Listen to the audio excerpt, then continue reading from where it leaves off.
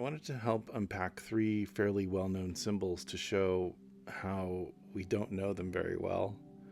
Some of what I'm going to talk about surprised and delighted me as I was preparing for this, but also to show how true esoteric symbolism is so useful for giving a picture of reality that we can often contemplate more easily and more directly than with words. The reality of these things are really beyond words or concepts, and words are only a means to awaken the subconscious process of deduction. This image from Wikipedia is an early Christian inscription with the Greek letters spelling Ichthus, meaning fish, and it's carved into some marble in the ruins of the ancient Greek city of Ephesus in Turkey. This location is probably most famous due to the New Testament letter of Ephesians by the Apostle Paul. It has been speculated that the fish shape was adopted by early Christians to determine if another person was a Christian. And what I was taught as a kid was somebody would sit next to somebody else and with their foot, their sandaled foot, put half of the fish into the dirt in the ground. And if the other person was a Christian and would recognize them, they would put the other half of the completing the fish symbol. Whether that's true or not, it's now called the Jesus fish. It is a fairly common logo on the backs of automobiles, but it is an acrostic or an acronym, and it refers to the Greek words Iesus Christos Theou, Huios Soter, which means Jesus, anointed of God, Son, Savior. The reason the wheel comes into this picture is that each letter of the acrostic can be mapped onto this 8-spoked wheel. In esoteric study, we have a few tools at our disposal to be able to uncover meanings of words, letters, numbers, and symbols. One of them is a sort of not very well-known area of numerology called gematria for Hebrew, or isopsophy for Greek. It's also done with Latin and even English later. In ancient languages, the letters of Greek and Hebrew and Latin are equivalent to numbers. So, for example, Hebrew Aleph, Greek Alpha, and Latin or English A are all valued at 1. And this continues in different ways depending on the alphabet. So in Hebrew, the 10th letter is numbered 10, but the 11th letter is numbered 20, 30, 40, and it goes by tens through the rest of the alphabet until it comes to 90, and then the letters start to be valued in the hundreds. On the left of the screen, we have the values for some of the Greek words related to Jesus. Ichthus, of course, we're just talking about, it means fish, and it sums to 1219. The acronym or acrostic, Iesus Christos Theou, Huios Soter, sums to 4,540. And the word logos, meaning word, sums to 373. Ichthus is the Greek equivalent for the Hebrew letter name Nun, meaning fish in Aramaic. Jesus, or Jesus in Greek, is an equivalent of Yeshua in Hebrew, a shorter form of Joshua, who was the successor to Moses and was the son of Nun. Logos, meaning word, is an epithet applied to Jesus in the Gospel of John and in other traditions to Hermes and Mercury. So if we perform what's called a theosophical reduction, meaning we add the numbers of each letter of these words together, we get something pretty interesting. They all sum to 13. So 1 in 1219, 1 plus 2 plus 1 plus 9 is 13. 4,540, 4 plus 5 plus 4, we don't count the zeros, is 13. 373 is 3 plus 7 plus 3, making 13. The 13th tarot card is called Death, and in the Western esoteric system, it relates to the Hebrew letter Nun. Its secret name is the Lord of the End of the Path. And I think end meaning aim, not conclusion. So the Lord of the aim of the path. This is what we're aiming for when we start out on the path of self-realization. Like most cards in the tarot, the overall card meaning is veiled by the image it presents. The ground at the feet of the reaper, male and female, who have lost their heads.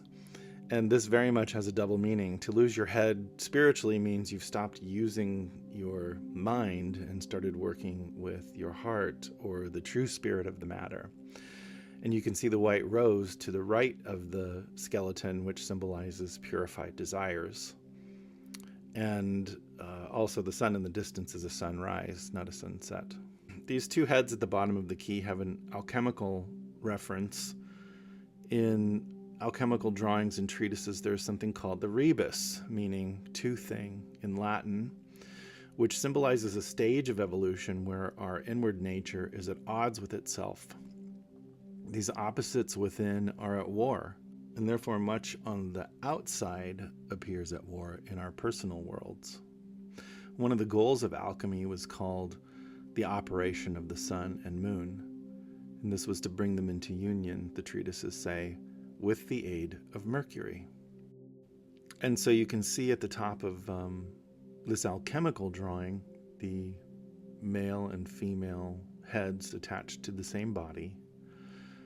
The male side has the sun to its left, and the female side has the moon to its right, and in the center is the alchemical symbol and the planetary symbol or astrological symbol for Mercury. This next illustration from the Splendor Solis gives another interesting correspondence. The red and white wings on the figure correspond to the left and right channels of Kundalini energy, the Ida and Pingala. If you look again at the 13th tarot key, the skeleton is sort of twisted at the base of its spine in a strange way. This refers directly to Kundalini, which lies dormant, it's said, at the base of the spine and rises at the appropriate point along our journey to bring us further along our realization. It's also interesting to point out that rebus, meaning two thing, sums to 49 in Latin, and also it can be reduced to 13. And that's only, of course, the first reduction. It could be reduced further to 1 plus 3, which is 4, which would relate to the Emperor key, but we're not going to go into that this time. So the Pythagoreans had a diagram of two intersecting circles, one above and one below. And these two circles represented the spiritual and material domains. The transcendental region where the circles intersected resembles a fish shape, exactly as used in the symbol for Christianity. The Pythagoreans called this shape Vesica Pisces, which means literally bladder of the fish.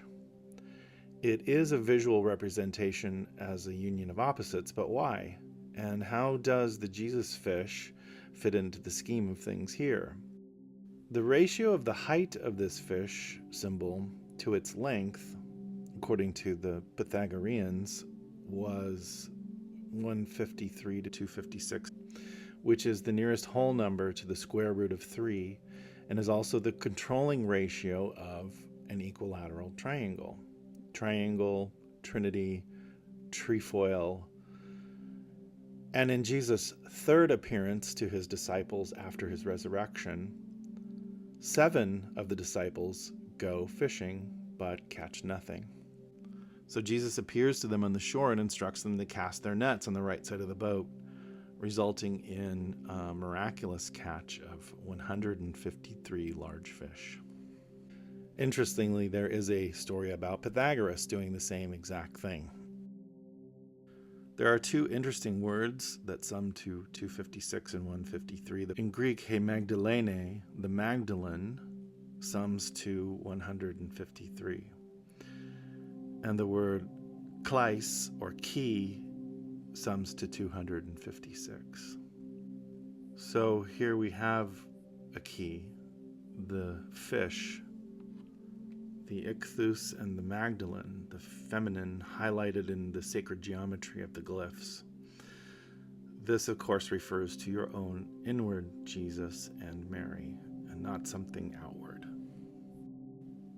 When you make the two one, and make the inside like the outside, and the outside like the inside, and the above like the below, and that you might make the male and the female be one and the same, so that the male might not be male, nor the female be female, then you will enter the kingdom. The wheel symbol in tarot goes back a long time, of course, and even further back in Eastern esoteric teaching as the wheel of Dharma in Buddhism. So here we have an example of the wheel of Dharma, which has 8 spokes representing the Eightfold Path of the Buddha. The Sforza deck, which is the most complete and earliest tarot deck that we have, pictures the wheel as a cycle of life. The Noblet version of the Tarot de Marseille came along 200 years later, and it conceals something different, a Torah scroll. And the Noblet is filled with Judaic content. And in this card, you may be able to see it if you read Hebrew, but there is a Yud and a Hey, which are the first 2 letters of the name, the divine name, concealed in the card, as well as the Torah scroll and a whole range of other Judaic content. In modern esoteric tarot decks like the Rider-Waite-Smith and the Builders of the Adytum or BOTA packs, the wheel is prominent on 2 cards, the Fool and the Wheel of Fortune.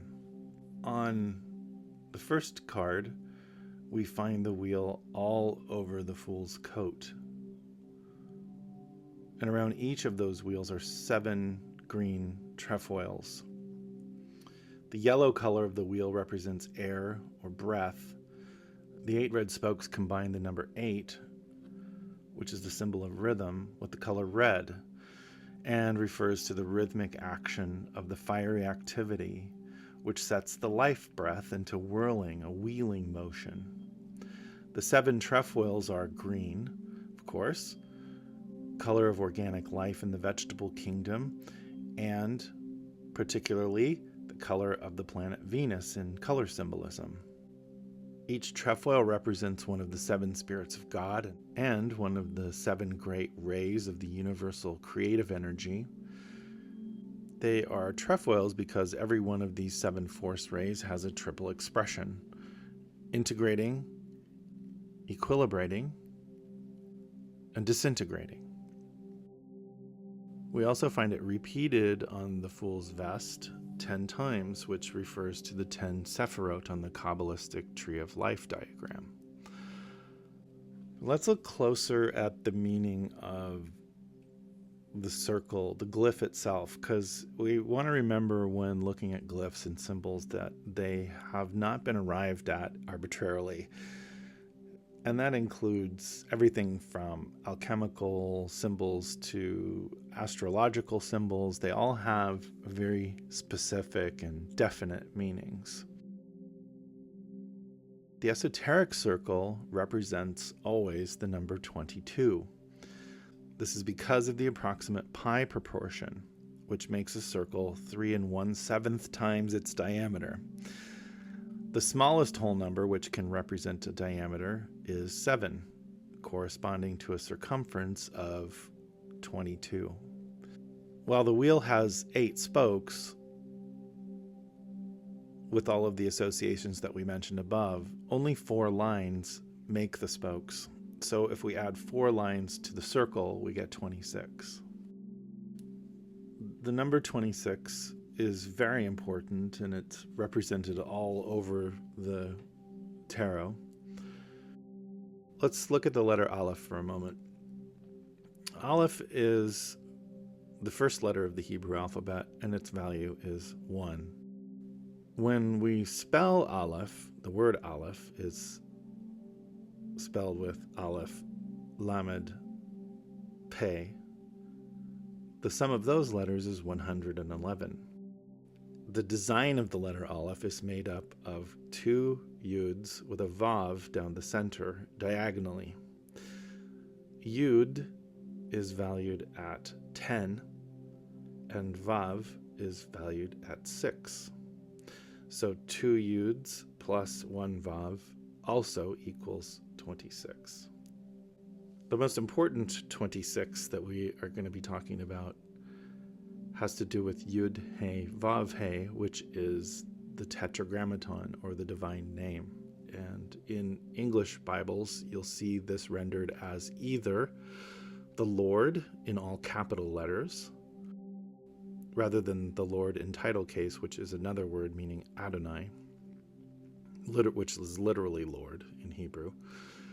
But when it's rendered in all capital letters, it's referring to the divine name. Other English Bibles will render it as Jehovah or Yahweh.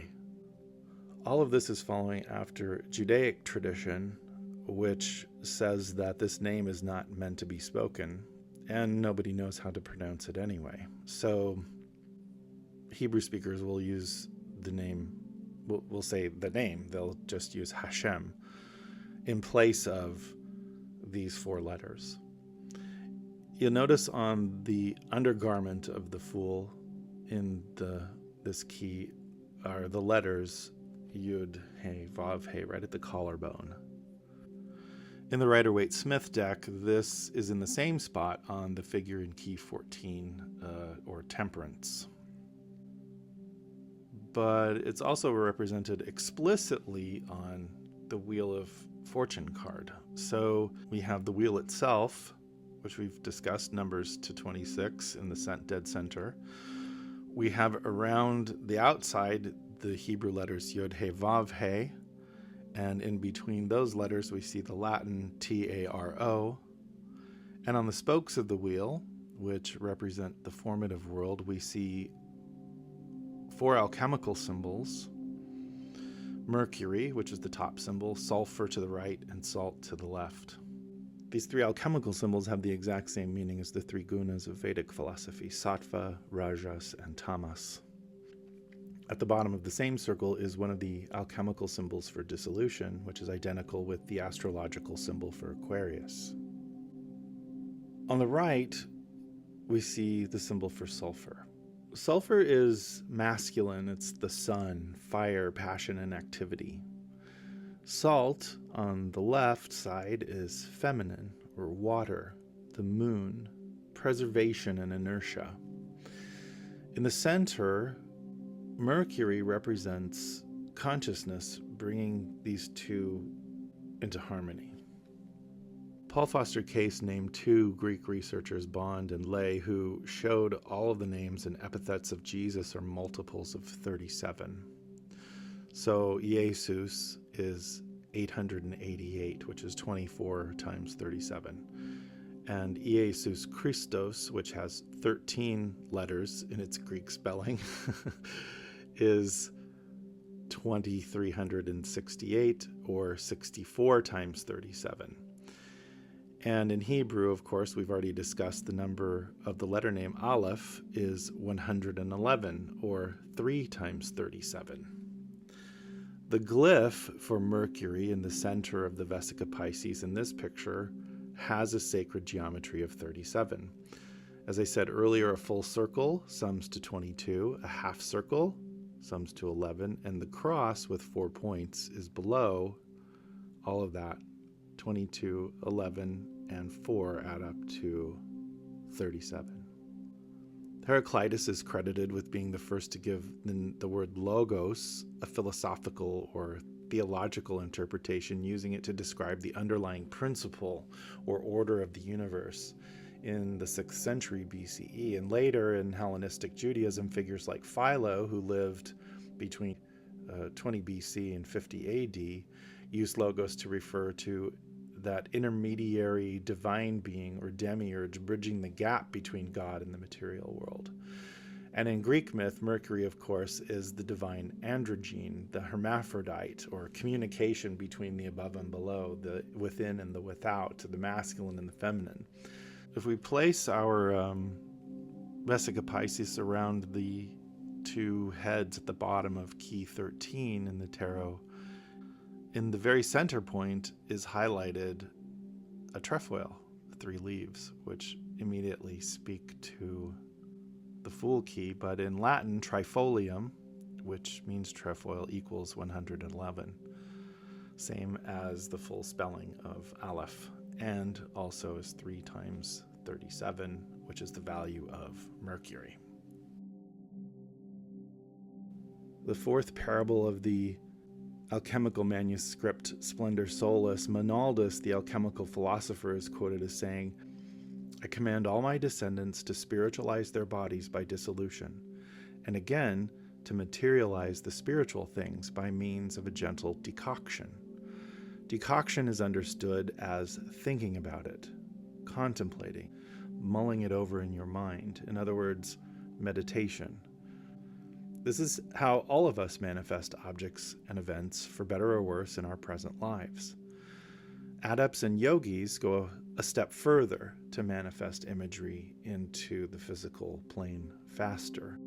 They realize themselves and everything around them to be nothing less than the one life.